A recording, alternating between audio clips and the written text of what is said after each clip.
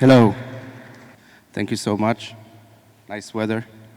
Um, Thank you for inviting me here to speak about generative AI, which is kind of my favorite thing to do.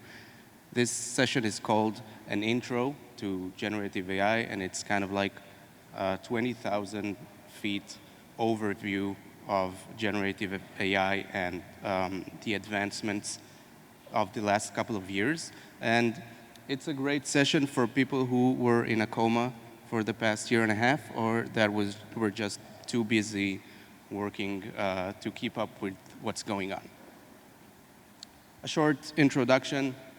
My name is Ziv Meiri. I was, until recently, a creative lead at Google. I woke up every morning to make sure that Google's strategic clients scale and succeed on Google's marketing advertising platforms. Prior to Google, I was head of global marketing and communication at SodaStream, PepsiCo. I was a creative since 2006, a bit over 18 years now. And I'm married, I have 3 kids. This is my son's Ari's first attempt to kill me. Better luck next time, Ari.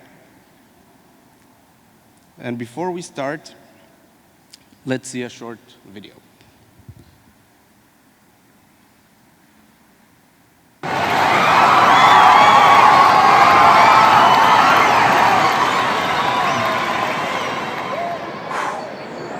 AI.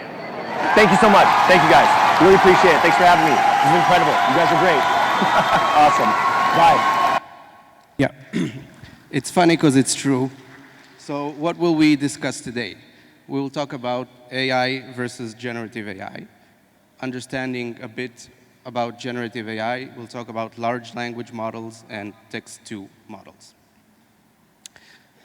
So we have been using AI or experiencing AI for the past 20 years now. We all know and experience autocorrect, like this guy who is thanking someone for their fried shrimp instead of their friendship. And we all know that Netflix have been recommending content using AI for about 10 years now.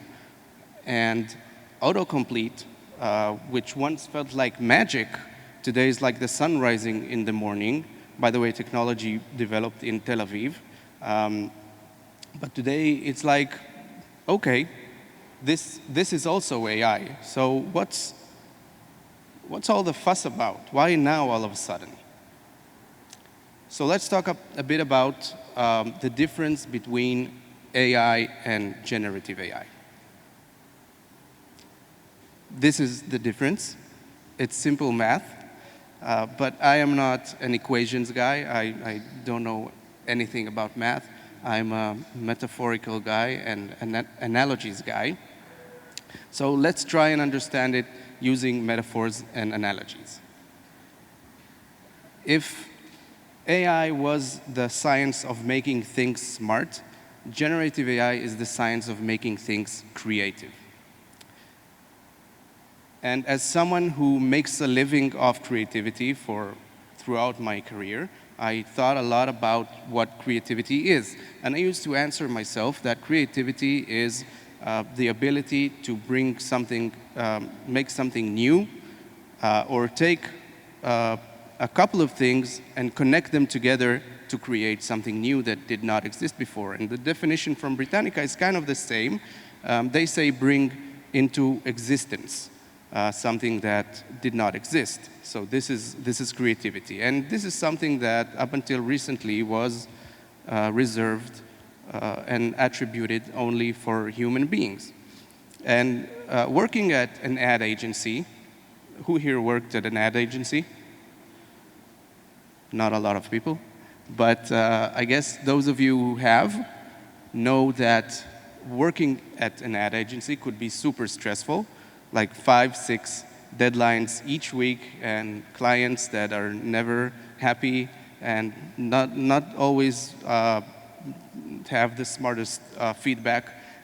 But I used to calm myself down by saying, well, you know, you are working in the last line of work that could ever be replaced by machines and automation. And that escalated really, really quickly. Because if I would to ask any one of you 20 years ago, nobody would have guessed that we would still be doing the dishes while machines would write the most beautiful poetry and create the most beautiful art and stories. This was something that we could not imagine. So here are 3 analogies that can help us understand what just happened in the last couple of years thanks to exponential advancements in technology and computing power. Let's start with half an analogy. Who here remembers the IBM supercomputer Deep Blue? Some people remember, great. I'm not the only old guy. So it was a supercomputer designed by IBM destined to defeat the reigning world champion at chess, Garry Kasparov. They had a match in 1996 where Deep Blue lost, and then again in 1997, Deep Blue beat Garry Kasparov at tournament conditions, meaning that this was the first time that a computer beat a reigning world champion. But think about it today, it's kind of obvious that a computer will beat the world champion at everything. It's not even surprising today. Back then it was something really, like it was kind of magic. So let's talk a bit about the difference between what was then and what we have now. Deep Blue was a computer that knew all of the chess moves, games, and strategies ever played in history. And it could statistically predict in an if-then method the next best move and strategy to defeat the opponent. What do we have today? We have a machine that gets a task. Beat the world champion at this and this game that has these and these rules. And so not only the machine knows all the past moves in chess and all the past strategies in chess, this machine can imagine or create or hallucinate at 80,000 moves per second games and strategies that never existed before. So if we had an if-then, statistically, we have a task, we have a black box that we don't know what happens inside it, and we have a result. Another analogy could be imagining AI as a cookbook with all the recipes that ever existed, with quantities and stages, and generative AI as a chef that has access to all the ingredients in the world, and he knows how to create every dish in the world with a kind of an intuition. He doesn't know, we can't tell how he did it. And last metaphor is a conductor versus a composer. A conductor, he knows how to get the best out of a band or an orchestra according to the notes they have.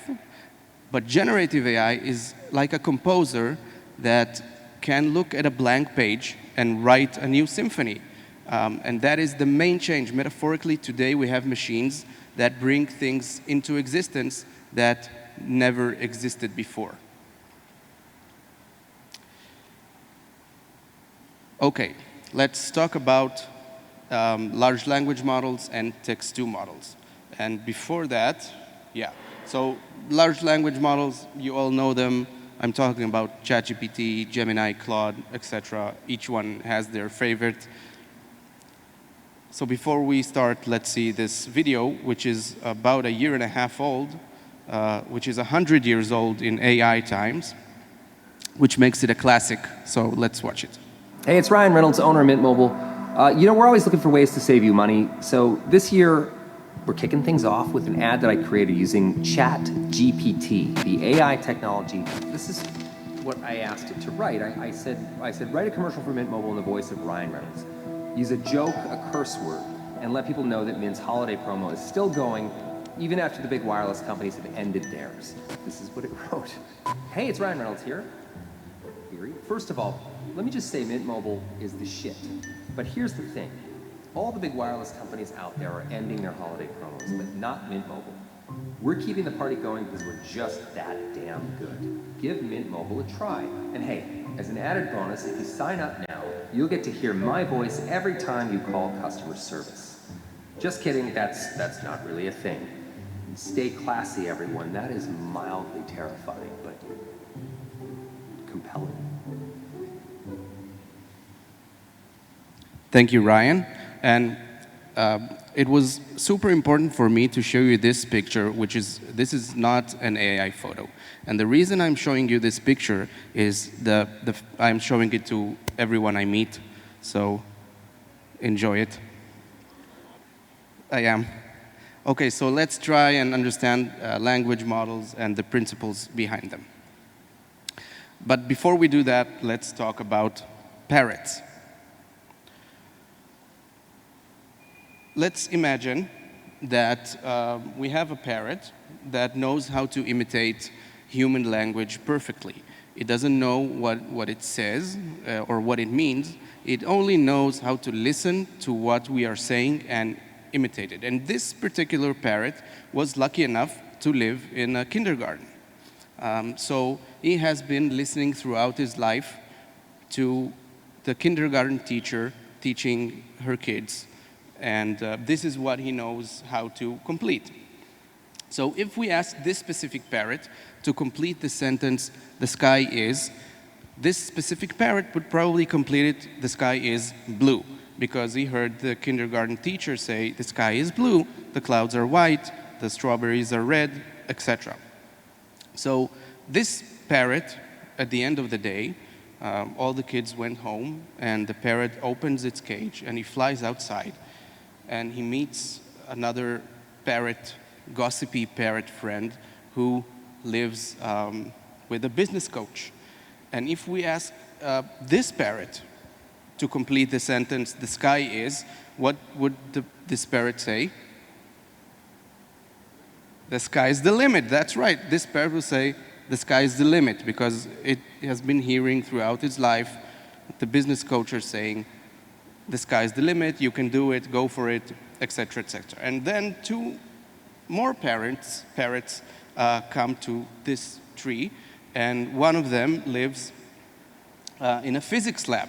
So if we ask it to complete the sentence, "the sky is," it will probably say something like, "the sky is the visible blue spectrum of light as perceived by the human eye." And if we ask the fourth parrot that lives with a poet, it would say, the sky is an ambiguous concept that will get further from you as you get near it. I'm not a good poet, but maybe it would say that. And if we move further and further away, we will get clusters of gossipy parrots that know how to predict statistically the next word in each sentence or code or whatever. And we zoom out. This cluster of parrots will meet another cluster of parrots, blue parrots, and they also know how to imitate and complete and predict the next word in a sentence. And they will meet another cluster of parrots, and we keep zooming out until we get to an almost infinite universe of clusters of gossipy parrots that know how to predict the next word or code line or whatever. They're not really parrots, okay? This is a metaphor. And once these parrots start communicating with each other, we get what you call a neural network. And I beg you, if there is a real scientist here, please don't kill me. This is just a metaphor. So what can you do with language models? Each one does what they want. You can do everything with it. I just saw a couple of months ago a video of a guy that is interviewing his kids at every birthday, and then he makes a video of them throughout the years. And I thought, well, if I can get my kids to sit in front of a camera for 5 minutes, this could be a great thing for me to do also. So I asked my large language model, please help me draft questions for my kids. And once they complimented me for this idea I stole bluntly, they helped me create the 20 questions. It would have taken me 2 days to do it myself. And here's another very practical example. Working at Google, I asked a language model, create a table with the 20 most engaging YouTube Shorts trends and how I can use them creatively as a tech B2B brand to create great ads. And it took 5 seconds. It gave me a table with 20 ideas and how I can use them. 13 were crappy, 3 were okay, 2 were interesting, and 2 were great. I had nothing 5 seconds ago. Another thing we can do, let's try a live demo. And if you're not talking to your language model, I really recommend talking to it. You can brainstorm with it. And let's try a live demo. Let's hope it works. Hi, I have a conference in Tbilisi, Georgia, about generative AI. Can you help me brainstorm? Absolutely. A live demo can be a powerful way to showcase the capabilities of generative AI. Here are a few steps to plan and execute a successful live demo. 1, choose the right tool. Decide on a generative AI tool or platform that you will use for the demo. Some popular choices. This is mildly terrifying, but compelling. Like Ryan Reynolds said, he heard me talk about a demo before I talked about the presentation. So he was talking about demos. I use it a lot. I talk to it, and then I say, OK, please summarize our last conversation into a deck. And then I have a deck, which is incredible. It takes 10 minutes. Now let's talk a bit about text-to models. You know what I'm talking about: Midjourney, Ideogram, Leonardo, Stable Diffusion. Again, each one has their favorite. And we also have text-to-voice today, text-to-music, amazing tools that create the most amazing music, and text-to-video. So today we're able to portray our ideas exactly the way we wanted and optimize it to our audience. This is how I imagined this moment happening a couple of years ago. This was the prompt. Realistic photo of a stocky, bearded, casually dressed, no glasses, creative director standing on stage talking about generative AI. And this was done 2 versions ago, and this is why I have 6 fingers. And the current version kind of fixed the fingers part. So let's talk about how these models work. They work like this. But we don't understand it. Maybe some of you do. I don't understand it. Again, let's try a metaphor. Why is it called the diffusion model? Diffusion is the intermingling of substances by the natural movement of their particles. Sounds smart, right? I Googled it. So let's imagine a drop of paint falling into a glass of water. At the first millisecond, when the drop hits the water, it will still be a perfectly shaped drop. But as time goes by, the paint will intermingle with the water until we get a glass of painted liquid. There is no way in real life, a natural way, that we can steer the painted liquid back into being a perfectly shaped drop. But this is what diffusion models know how to do. They train or they learn on all of the phases that this drop went through, from being a drop into being diffused in the liquid. And it knows how to go each step back. So if we imagine painted water as a cloud of pixels and a drop of paint as a photo or an object in a photo, the model knows how to go step by step backwards from painted water or a generic cloud of pixels back into being a drop or a video. So for this analogy, if the drop of water is a picture of a dog and the model diffuses it until it's a cloud of pixels, It knows how to turn it back from a cloud of pixels into a dog. X billion pictures of dogs, it can take any cloud of pixels and turn it into any dog, or any astronaut space surfing dog. Don't tell me you didn't try it. And another thing, or like a tip from me, address any task as an AI task. This is someone smart who I don't remember, he told me that. So for me, any task I need to open my laptop for is an AI task. And sometimes tasks that I don't need to open my laptop for, like this is a picture of my fridge, and I asked the AI, what can I eat? And he recommended a meal, a snack, pasta. I can warm up some pasta. And think of it as like having the most enthusiastic intern that is always available and perky for you and always happy to help. He doesn't have hours or work-time balance or terrible things like feelings. They're just happy to help you, and you don't even need to be polite at the moment, even though for some reason I always say please. And this is for you. This is a QR that will take you to a website called There's an AI for That. And I really recommend that any project you have, start there and see if there's an AI tool to help you bring this project forward. It will take you from having nothing to having 80% of the project ready in a fraction of the time.